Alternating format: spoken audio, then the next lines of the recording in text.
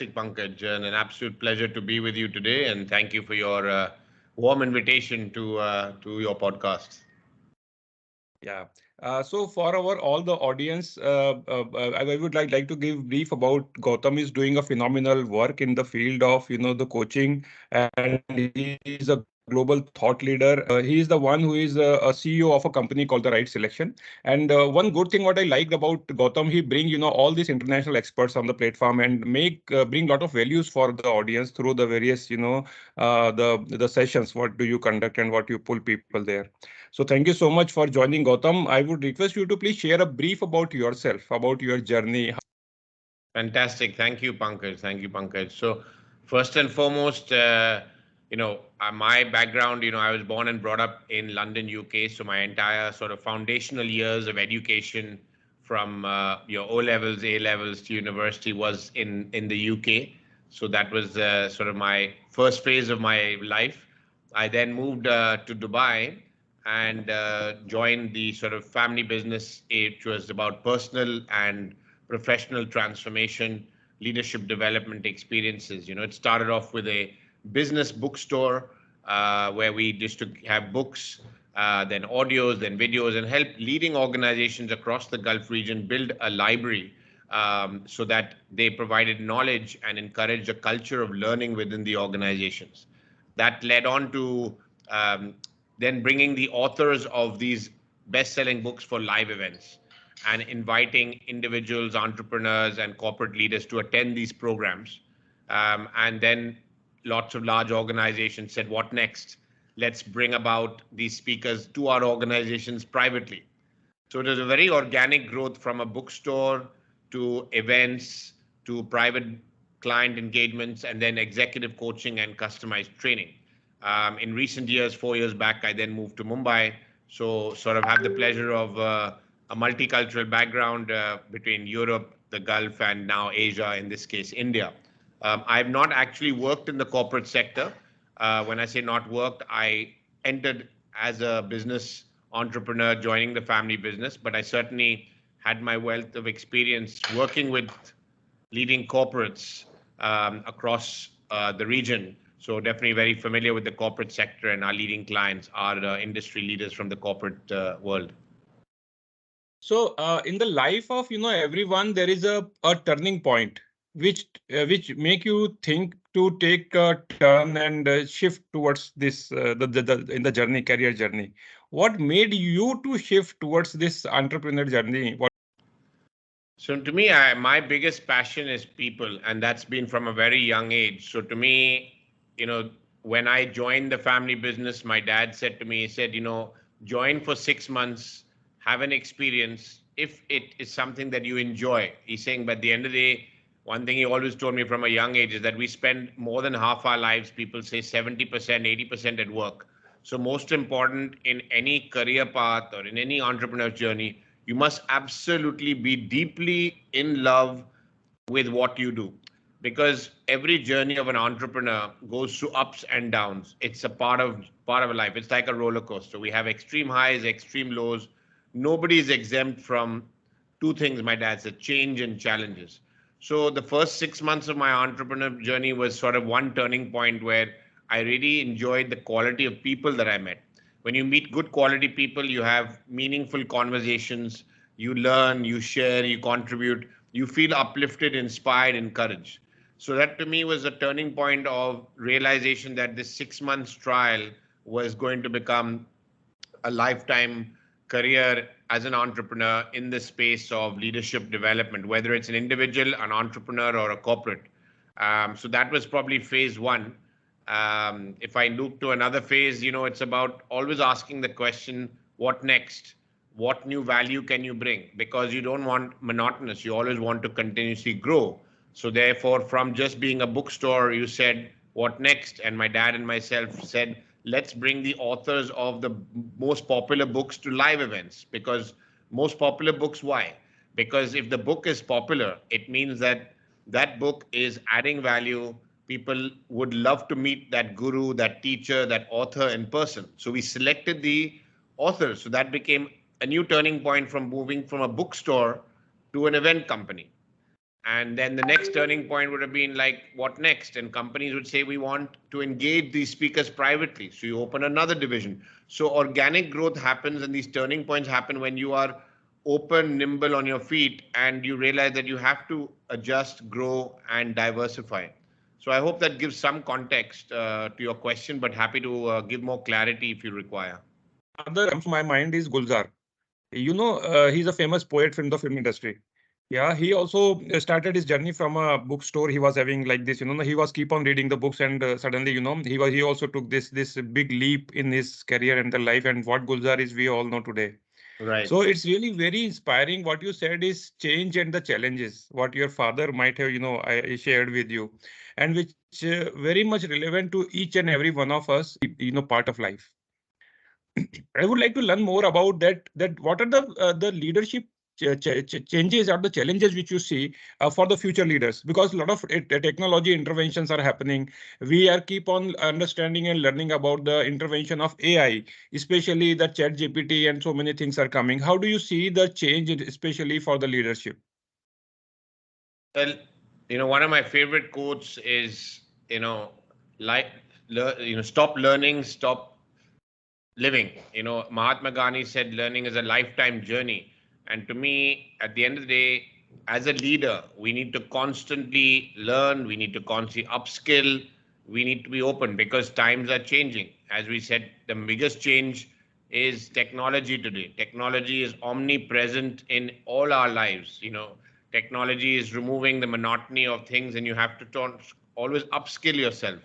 So to me, every leader needs to constantly be either finding their way of learning. Some like to read, some like to listen to podcasts, some like to attend events, some to like to be part of mastermind, but they need to prioritize time to self-learn daily, weekly, monthly, and understand the latest trends, understand the latest tools, apps, and build a team that is constantly learning, because when you learn, then you are able to upgrade, you're able to solve challenges as things evolve. So to me, be it now, be it in the future, the biggest learning of my 25 plus years as a leader, as an entrepreneur, is that you've got to be flexible, you've got to be nimble. I mean, for me to move from a UK to a Dubai to an India, I mean, there's not an easy decision to change countries and change your home. People travel for work, but to actually physically change your base, I won't necessarily say it's a bold step, but it's certainly a mature step. It's a mature step that you realize I've got to be willing to move and make those changes. And COVID was one wake up call for all of us. Nobody from a billionaire, a millionaire to a regular person on the street, no one was exempt from COVID. So that's why the only things that are constant in life are change and challenges. COVID brought challenges to every one of us, it brought change. Having said that, when we look back, it's brought some positive changes where people are now technology savvy. People are now accepting modes of payment in different ways, where you have GPay and you have Apple Pay, so forms of payment. Delivery services have improved. Virtual meetings are happening, which helps you be more productive. Like I would have 3 meetings virtually and then have a physical meeting. In pre-COVID, I'd have to meet someone 4 times and drive 2 hours to go and meet them. So that's a recent change that's happened that I'm grateful for, that in a city like Mumbai or any city in India where there's a lot of traffic, you're able to achieve a lot more virtually and execute in person. So, and that will continuously happen. Markets are changing, economies are changing, as we can see in the market. So you've got to be really accept change. And in summary, I'll say my favorite learning from an author called Jack Canfield. He said, E plus R equals O. Event plus response equals outcome. We are filled with events. Events could be, you know, successful events to progress, to marriage, to death, to travel. Everything is an event. To a birthday, if life is full of events. So if you talk of positive events or difficult events, how do you, as an individual, as a leader, as an entrepreneur, respond to that? When you have a challenge, do you respond and go into a negative mindset and give up, or do you say, let's look at a positive solution? So how do you respond to the events in your life will determine the outcome that you experience. Gautam would like to understand more about that. How have you seen the change from UK to this Gulf area and now in India? Is the learning modalities of the people, the leadership styles of the people? Yeah, no question about it. There are major cultural changes, and I think it's one of my biggest assets as a leader. And I'd say not that everyone can change countries and live in different countries. Most people I know they live in one country their entire life, maybe two countries maximum, and then the rest it's travel. I definitely say that the cultural differences of doing business. I think one great example which resembles my book, because my book was called Breaking Bread, which is all about meaningful relationships over breakfast, lunch, dinner, coffee. One thing I find is, family and food are so important to people who live in Gulf and India. And I say that with a lot of love and respect because they really put, family first. They realize that, they enjoy their meals and they like to build relationships over a meal, get to know someone better, build rapport, build trust, build comfort, and then business happens organically. And to me, that's a big difference, that you need to make sure you build relationships before you earn the right to do business as a leader. And in the Gulf and India, that stands out. In the UK, what I appreciate is things like discipline of timing, professional writing skills, and I'm grateful that I've been able to inculcate all my learnings and the best of each of these things. So I'm very particular about being on time, and I try and, in fact, be early. So that's the British side of me. I have, your basic manners and etiquette of thank yous and pleases, and writing prompt emails, writing detailed emails, providing a lot of clarity in written communication, speaking professionally. So that comes from my upbringing in the UK. So those are some of those attributes from there. And in the Middle East and India really is about the relationship side, and nurturing relationships, having quality conversations, being helpful, being generous, being kind, and earning the business. So the best of this is that I'm able to build trust, which is an upcoming event we have with Stephen M.R. Covey on speed of trust. And so when you have trust, you're able to do business seamlessly, effortlessly, even virtually. Otherwise, if you don't have trust, things you cannot grow. You'll just be having a lot of scarcity. Trust gives you abundance, gives you growth. So coming back in summary, I'll say it's a cross-cultural experience that people are not difficult, people are different. Understanding those differences so that when you communicate as a leader, when I'm communicating to an Indian or someone from the Middle East or someone from Europe, I'm sensitive to their style of communication, what's important to them, and you can change yourself and adapt accordingly. Very, very, deep insights you are sharing, Gautam. And actually, I was about to come to your book. My next question was about your book, Breaking the Bread. So, what comes to your mind, and especially this name, and the name which you kept, Breaking the Bread is so common and so close to everyone. So, share more about that. Yeah, I mean, to me, actually, a few years ago, about 4 years ago, I was being invited to speak at a conference, and as a keynote speaker, and they asked me, they said, we'd like you to speak for half an hour on building relationships. And the context was that they said, Gautam, you have worked with world global thought leaders, be it Stephen Covey, be it Marshall Goldsmith, Ron Kaufman. You've met many CEOs, you've traveled the world, you've met so many different diverse people. How do you build relationships? So rather than just have a talk called relationship building or building relationship, my mind said it's always nice to have a catchy title, which is, it says what it means, but it makes you stop and think.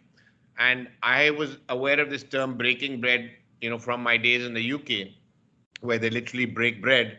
And the evolved meaning is where you have a meal with someone. And so that particular talk was transcribed and shared with me. And I like, wow, I've always been told, why don't you write a book? And I like, wow, with COVID times, I had a lot of time at home.